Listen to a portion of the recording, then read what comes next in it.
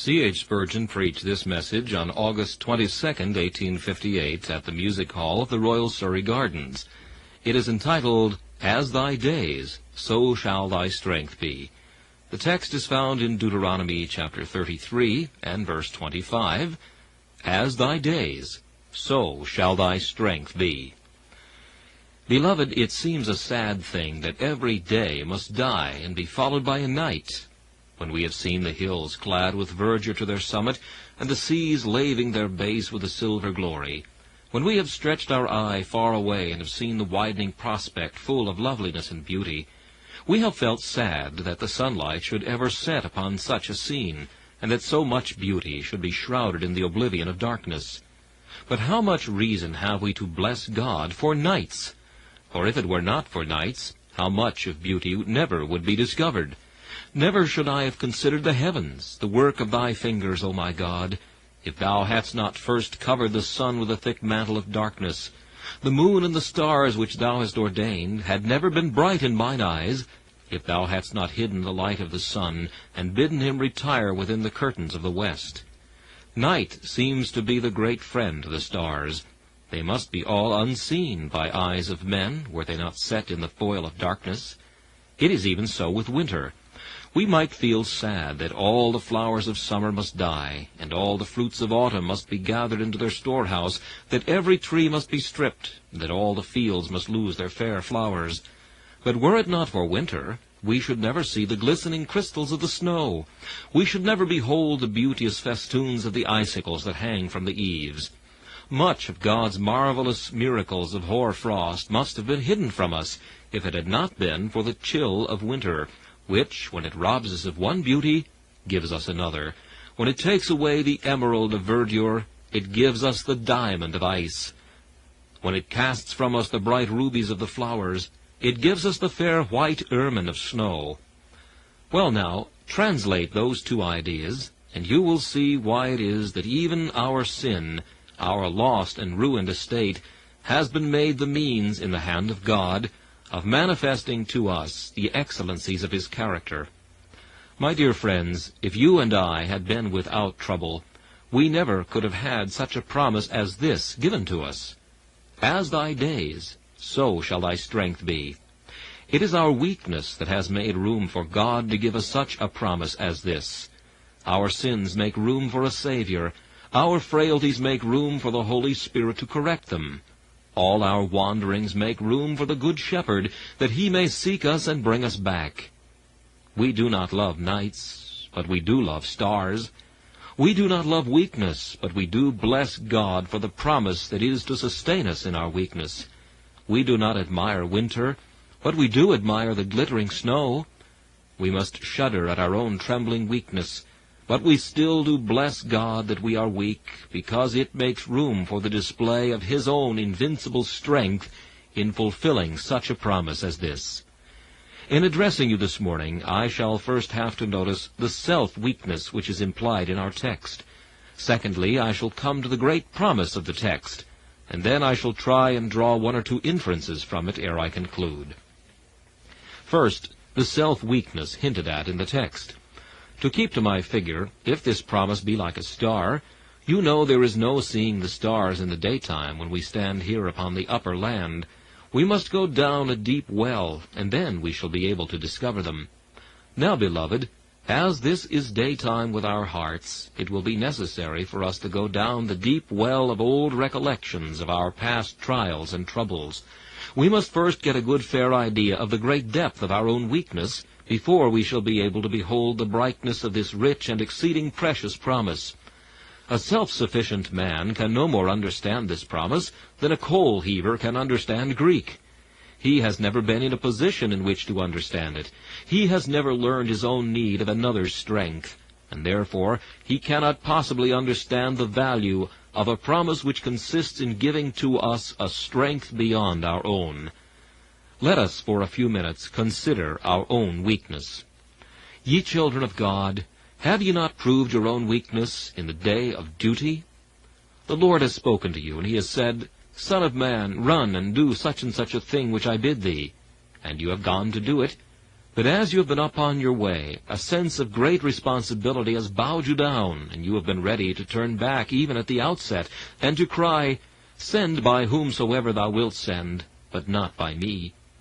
Reinforced by strength, you have gone to the duty, but while performing it, you have at times felt your hands hanging exceeding heavy, and you have had to look up many a time and cry, "O Lord, give me more strength, for without thy strength this work must be unaccomplished. I cannot perform it myself." And when the work has been done, and you have looked back upon it, you have either been filled with amazement that it should have been done at all by so poor and weak a worm as yourself, or else you have been overcome with horror that you have been afraid the work was marred, like the vessel on the potter's wheel, by reason of your own want of skillfulness. I confess in my own position, I have 1,000 causes to confess my own weakness every day. In preparing for the pulpit, how often do we discover our weakness when 100 texts exhibit themselves, and we know not which to choose, and when we have selected our subject, distracting thoughts come in, and when we could concentrate our minds upon some holy topic, we find they are carried hither and thither, driven about like the minds of children by every wind of thought. And when we bow our knees to seek the Lord's help before we preach, how often does our tongue refuse to give utterance to the earnestness of our hearts? And alas, how frequently, too, is our heart cold when we are about to enter upon an occupation which requires the heart to be hot like a furnace, and the lip to be burning like a live coal. Here in this pulpit I have often learned my weakness, when words have fled from me, and thoughts have departed too, and when that zeal which I thought would have poured itself forth like a cataract has trickled forth in unwilling drops like a sullen stream, the source of which doth almost fail, and which seemeth itself as if it longed to be dried up and dead. And after preaching, how have I cast myself upon my bed, and tossed to and fro, groaning because I thought I had failed to deliver my message, and had not preached my Master's word as my Master would have me preach it. All of you, in your own callings, I dare say, have had enough to prove that. I do not believe a Christian man can examine himself without finding every day that weakness is proven even in the doing of his duty. Your shop, however small, will be enough to prove to you your weakness. Your business, however little, your cares, however light, your family, however small, will furnish you with enough proofs of the fact. Without me you can do nothing. He that abideth in me, and I in him, the same bringeth forth much fruit. For without me ye can do nothing. But, beloved, we prove our weakness perhaps more visibly when we come into the day of suffering. There it is that we are weak indeed. I have sat by the side of those who have been exceedingly sick, and have marked their patience. But I do not know that I ever wondered at the patience of a sick man so much as I do when I am sick myself. Then patience is an extraordinary virtue. Women suffer, and suffer well. But I do think there are very few men who could bear the tithe of the suffering that many women endure, without exhibiting 100 times as much impatience. Most of us who are gifted with strong constitutions, and have but little of sickness, have to chasten ourselves that what little sickness we have to contend with is borne with so little resignation and with so much impatience, that we are so ready to repine, so prepared to bow our heads and wish we were dead, because a little pain is rending our body. Here it is that we prove our weakness indeed. Ah, people of God, it is one thing to talk about the furnace. It is another thing to be in it. It is one thing to look at the doctor's knife, but quite another thing to feel it. You will find it one thing to sip the cup of medicine, but quite another thing to lie in bed a dreary week or month, and to drink on and on and on of that nauseating draught. When you are on dry land, most of you are good sailors. Out at sea, you are vastly different. There is many a man who makes a wonderfully brave soldier till he gets into the battle, and then he wishes himself miles away, and except his spurs there is no weapon he can use with much advantage. That man has never been sick who does not know his weakness, his want of patience and of endurance. Again, beloved, there is another thing which will very soon prove our weakness, if neither duty nor suffering will do it, namely, progress. You sit down tomorrow and you read the life of some eminent servant of God, perhaps the life of David Brainerd, and how he gave up his life for his master in the wilderness, or the heroic life of Henry Martyn, and how he sacrificed all for Christ. And as you read, you say within yourself, I will endeavor to be like this man. I will seek to have his faith, his self-denial, his love to never-dying souls. Try and get them, beloved, and you will soon find your own weakness. I've sometimes thought I would try to have more faith, but I found it very hard to keep as much as I had. I have thought, I will love my Savior more, and it was right that I should strive to do so. But when I sought to love him more, I found that perhaps I was going backward instead of forward. How often do we find out our weakness when God answers our prayers? I ask the Lord that I might grow in faith and love and every grace, might more of his salvation know, and seek more earnestly his face. I hope that in some favored hour at once he'd answer my request, and by his love's constraining power subdue my sins and give me rest.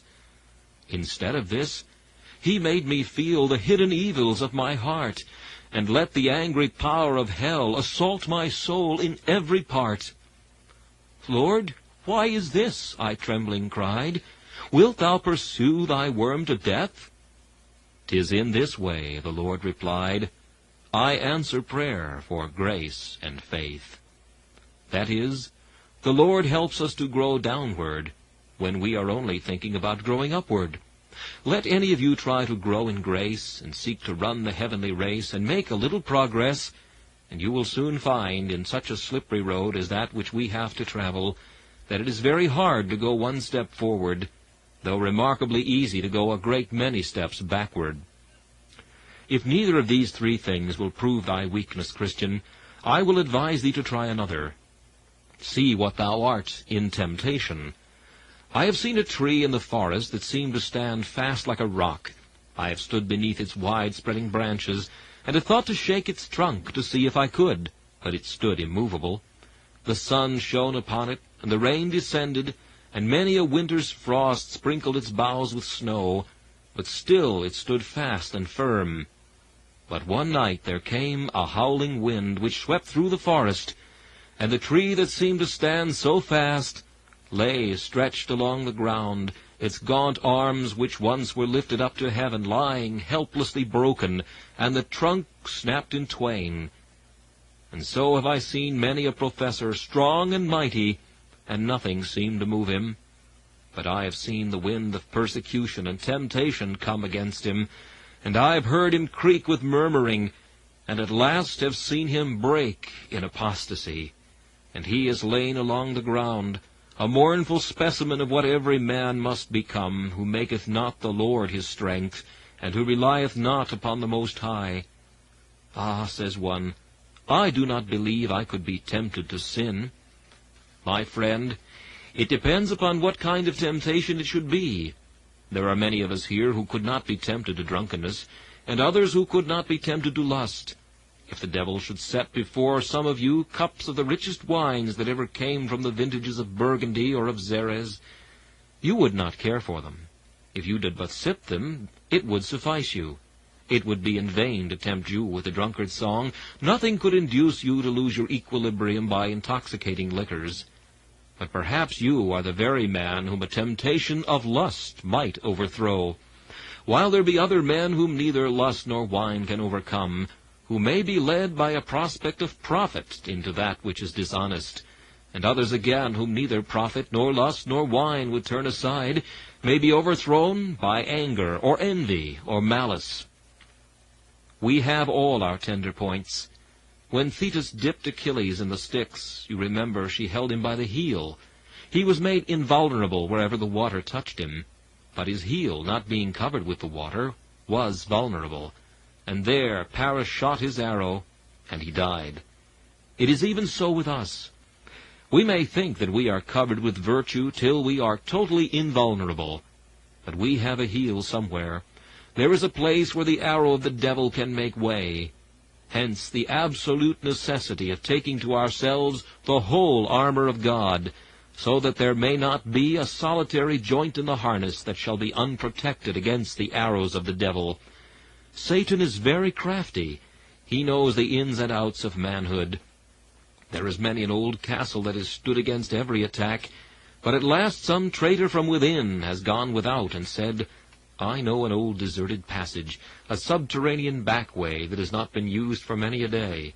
In such and such a field you will see an opening.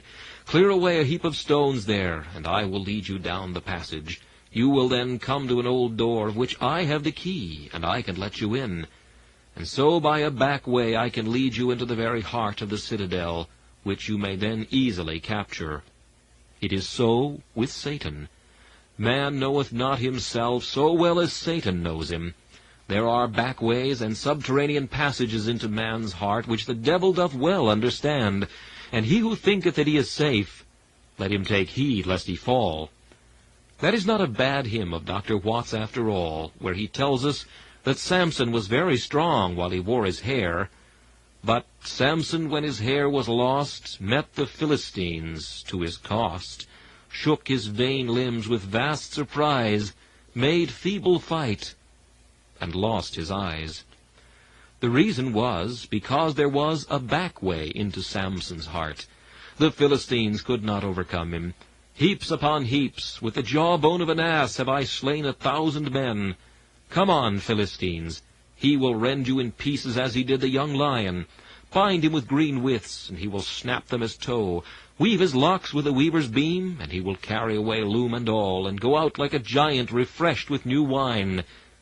But, O Delilah, he hath a back way to his heart. Thou hast found it out, and now thou canst overcome him.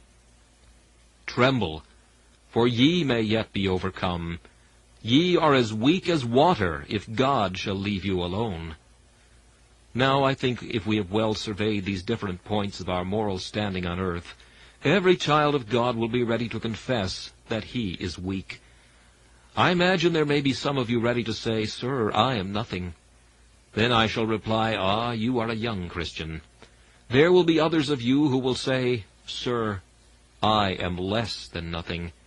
And I shall say, Ah, you are an old Christian. For the older Christians get, the less they become in their own esteem, the more they feel their own weakness, and the more entirely they rely upon the strength of God. Having thus dwelt upon the first point, we shall now come to the second, the great promise, As thy days, so shall thy strength be. In the first place, this is a well-guaranteed promise. A promise is nothing unless I have good security that it shall be fulfilled. It is vain for men to promise largely, unless their fulfillment shall be as large as their promise. For the largeness of their promise is just the largeness of deception. But here, every word of God is true. God has issued no more notes for the bank of heaven than he can cash in an hour if he wills.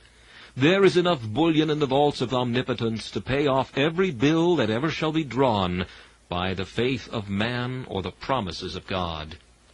Now look at this one. As thy days, so shall thy strength be. Beloved, God has a strong reserve with which to pay off this promise. For is he not himself omnipotent, able to do all things? Believer, till thou canst drain dry the ocean of omnipotence, till thou canst break into pieces the towering mountains of almighty strength, thou never needest to fear. Until thine enemy can stop the course of a whirlwind with a reed, till he can twist the hurricane from its path by a word of his puny lip, thou needest not think that the strength of man shall ever be able to overcome the strength which is in thee, namely, the strength of God. Whilst the earth's huge pillars stand, thou hast enough to make thy faith firm. The same God who guides the stars in their courses, who directs the earth in its orbit, who feeds the burning furnace of the sun, and keeps the stars perpetually burning with their fires, the same God has promised to supply thy strength. While he is able to do all these things, think not he shall be unable to fulfill his own promise. Remember what he did in the days of old, in the former generations.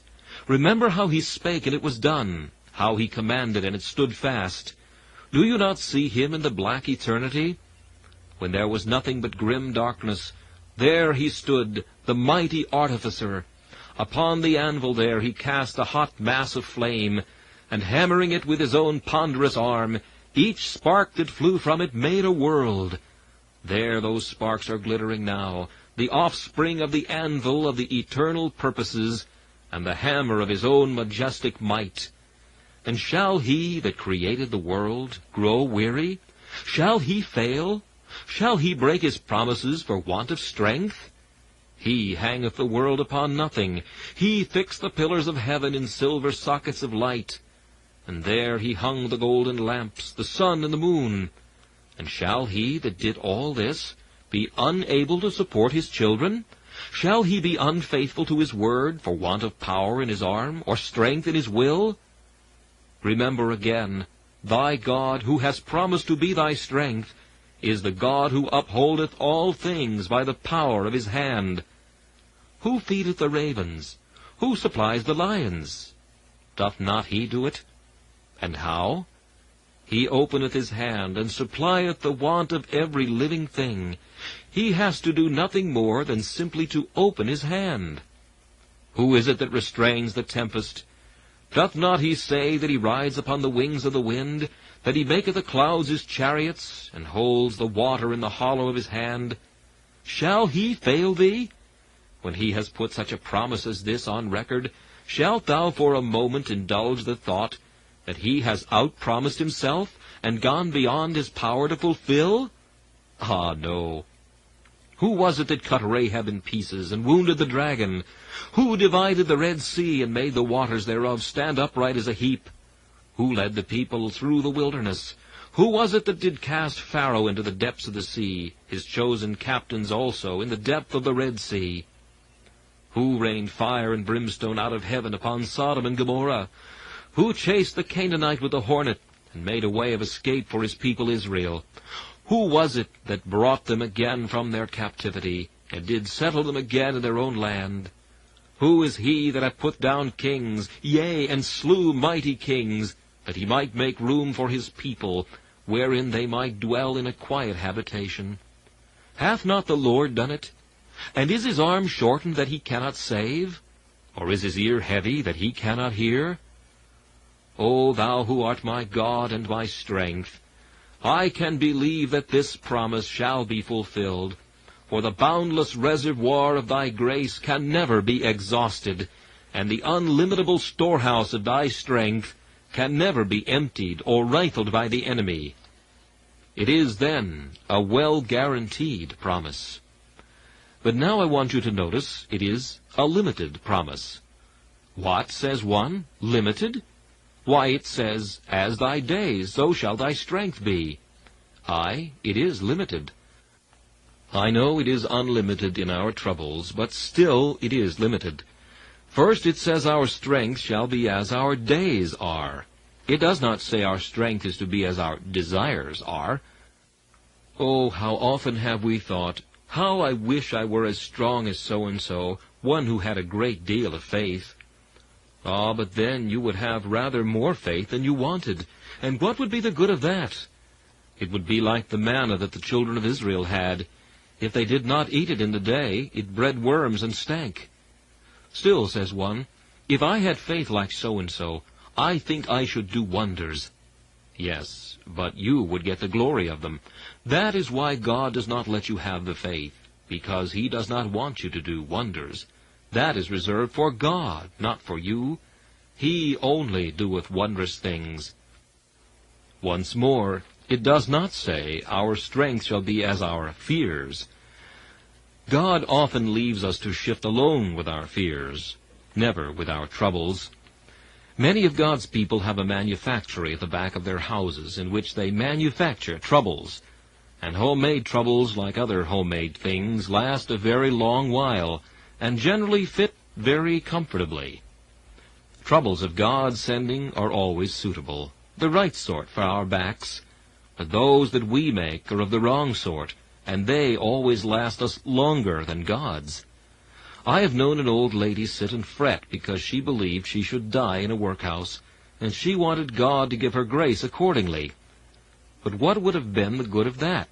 Because the Lord meant that she should die in her own quiet bedroom. I have heard of and known men who, being sick, believed they were dying, and wanted grace to die complacently. But God would not give it them, because He intended them to live. And why should He give them dying grace till they came to die? We have known others who said they wanted grace to endure many troubles which they expected to come upon them. They were going to fail in a fortnight or so. But they did not fail, and it was no wonder they had not grace given to them, because they did not require it. The promise is, "As thy days, so shall thy strength be." When your vessel gets empty, then will I fill it. I will not give you any extra over and above. When you are weak, then I will make you strong. But I will not give you any extra strength to lay by. Strength enough to bear your sufferings and to do your duty, but no strength to play at matches with your brethren and sisters in order to get the glory to yourselves. Oh, if we had strength according to our wishes, we should soon all of us be like Jeshurun, wax fat, and begin to kick against the Most High. Then again, there is another limit. It says, "As thy days, so shall thy strength be." It does not say, "As thy weeks or months," but "as thy days." You are not going to have Monday's grace given you on a Sunday, nor Tuesday's grace on a Monday. You shall have Monday's grace given you on Monday morning, as soon as you rise and want it. You shall not have it given you on Saturday night. You shall have it day by day, no more than you want, no less than you want. I do not believe God's people are to be trusted with a week's grace all at once. They are like many of our London workmen. They get their wages on Saturday night, and then the rascals go and have St. Monday and St. Tuesday, and never do a stroke of work till Wednesday, when they go to the pawnbrokers with their tools to help them over till the next Saturday night. Now, I think God's children would do the same.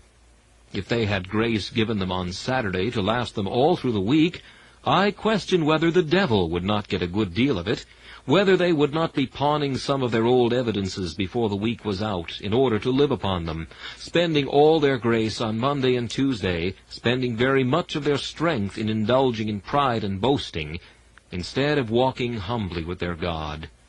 No, "As thy days, so shall thy strength be." Now, having said that the promise is limited, perhaps I am bound to add what an extensive promise this is. "As thy days, so shall thy strength be." Some days are very little things. In our pocketbook we have very little to put down, for there was nothing done of any importance. But some days are very big days. Ah, I have known a big day, a day of great duties, when great things had to be done for God, too great, it seemed, for one man to do. And when great duty was but half done, there came great trouble, such as my poor heart had never felt before. Oh, what a great day it was! There was a night of lamentation in this place, and the cry of weeping, and of mourning, and of death. Ah, but blessed be God's name! Though the day was big with tempest, and though it swelled with horror, yet as that day was, so was God's strength. Look at poor Job. What a great day he had once! Master, says one, the oxen were plowing, and the asses feeding beside them, and the Sabaeans fell upon them and took them away. In comes another, and he says, the fire of God hath fallen on the sheep. Oh, says another, the Chaldeans have fallen upon the camels and taken them away, and I, only I, am left to tell thee. Still, you see, grace kept growing with the day. Still, strength grew as the trouble grew. At last comes the backstroke. A great wind came from the wilderness, and smote the house where thy sons and daughters were feasting, and they are dead, and I, only I, am left to tell thee. Grace still kept growing, and at last the grace did overflow the trouble, and the poor old patriarch cried, The Lord gave, and the Lord hath taken away. Blessed be the name of the Lord. Ah, Job, that was a big day indeed, and it was big grace that went with that big day. Satan sometimes blows up our days with his black breath, till they grow to such accursed height that we know not how great the days must be. Our head whirls at the thought of passing through such a sea of trouble in so short a space of time. But oh, how sweet it is to think that the bed of grace is never shorter than a man can stretch himself upon it, nor is the covering of almighty love ever shorter than that it may cover us. We never need be afraid. If our troubles should become high as mountains, God's grace would become like Noah's flood. It would go 20 cubits higher till the mountains were covered. If God should send to you and to me a day such as there was none like it, neither should be any more, he would send us strength such as there was none like it, neither should there be any more. Do you see Martin Luther riding into Worms? There is a solitary monk going before a great council. He knows they will burn him. Did not they burn John Huss and Jerome of Prague? Both those men had safe conduct, and it was violated, and they were put to death by papists who said that no faith was to be kept with heretics. Luther placed very little reliance on his safe conduct, and you would have expected, as he rode into Worms, that he would have a dejected countenance. Not so. No sooner does he catch sight of Worms than someone advises him not to go into the city. Said he, "If there were as many devils in Worms as there are tiles on the roofs of the houses, I would enter." And he does ride in, and he goes to the inn, and he sits and eats his bread as complacently as if he were at his own fireside, and then he goes quietly to bed. When summoned before the council and asked to retract his opinion, he does not want time to consider or debate about it, but he says, "These things that I have written are the truth of God, and by them will I stand till I die, so help me God." The whole assembly trembles, but there is not a flush upon the cheek of the brave monk, nor do his knees knock together. He is in the midst of armed men, and those that seek his blood. There sit fierce cardinals, and bloodthirsty bishops, and the Pope's legate, like spiders longing to suck his blood. He cares for none of them. He walks away, and is confident that God is his refuge and strength, a very present help in trouble. Ah, but you say, I could not do that. Yes, you could, if God called you to it. Any child of God can do what any other child of God has done, if God give him the strength. You could not do what you are doing even now without God's strength, and you could do 10,000 times more if he should be pleased to fill you with his might. What an expansive promise this is! Once more, what a varying promise this is! I do not mean that the promise varies, but adapts itself to all our changes. As thy days, so shall thy strength be. Here is a fine sunshiny morning. All the world is laughing, everything looks glad. The birds are singing, the trees seem to be all alive with music. My strength shall be as my day is, says the pilgrim. Ah, pilgrim, there is a little black cloud gathering. Soon it increases. The flash of lightning wounds the heaven, and it begins to bleed in showers. Pilgrim, as thy days, so shall thy strength be. The birds have done singing, and the world has done laughing. But as thy days, so shall thy strength be. Now the dark night comes on, and another day approaches, a day of tempest and whirlwind and storm. Dost thou tremble, pilgrim? As thy days, so shall thy strength be. But there are robbers in the wood. As thy days, so shall thy strength be. But there are lions which shall devour me. As thy days, so shall thy strength be. But there are rivers. How shall I swim them? Here is a boat that may carry thee over. As thy days, so shall thy strength be. But there are fires. How shall I pass through them? Here is the garment that will protect thee. As thy days, so shall thy strength be. But there are arrows that fly by day. Here is thy shield. As thy days, so shall thy strength be. But there is the pestilence that walketh in darkness. Here is thy antidote. As thy days, so shall thy strength be. Wherever you may be, and whatever trouble awaits you, as thy days, so shall thy strength be. Children of God, Cannot you say that this has been true hitherto? I can. It might seem egotistical if I were to talk of the evidence I have received of this during the past week, but nevertheless I cannot help recording my praise to God. I left this pulpit last Sunday as sick as any man ever left the pulpit, and I left this country, too, as ill as I could be. But no sooner had I set my foot upon the other shore, where I was to preach the gospel, than my wonted strength entirely returned to me. I had no sooner buckled on the harness to go forth and fight my Master's battle, than every ache and pain was gone, and all my sickness fled. And as my day was, so certainly was my strength. I believe if I were lying on a dying couch, if God called me to preach in America, and I had but faith to be carried down to the boat, I should have strength given me, though I seemed to be dying, to minister as the Lord had appointed me. And so would each of you, wherever you might be, find that as your day was, so your strength should be. And in conclusion, what a long promise this is.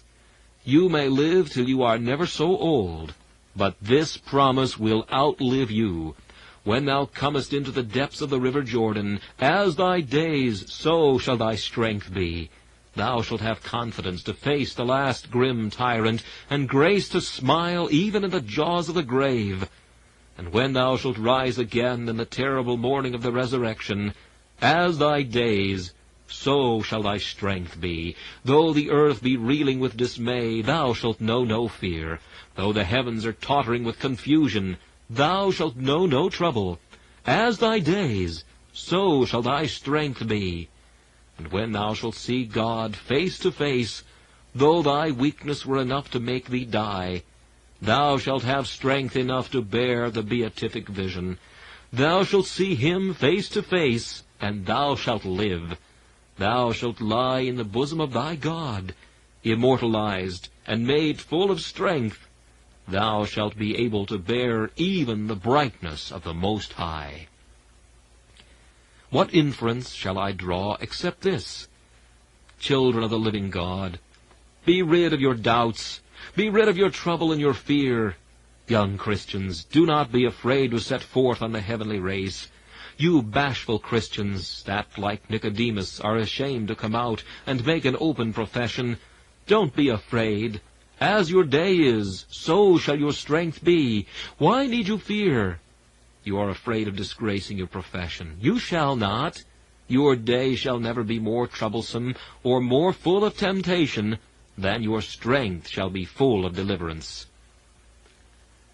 And as for you that have not God to be yours, I must draw one inference for you. Your strength is decaying. You are growing old, and your old age will not be like your youth. You have strength, strength which you prostitute to the cause of Satan, which you misuse in the service of the devil. When you grow old, as you will do, unless your wickedness shall bring you to an early grave. They that look out of the windows must be darkened, and the grasshopper must be a burden to you, and your strength shall not be as your day. And when you come to die, as die you must, then you shall have no strength to die with. You must die alone.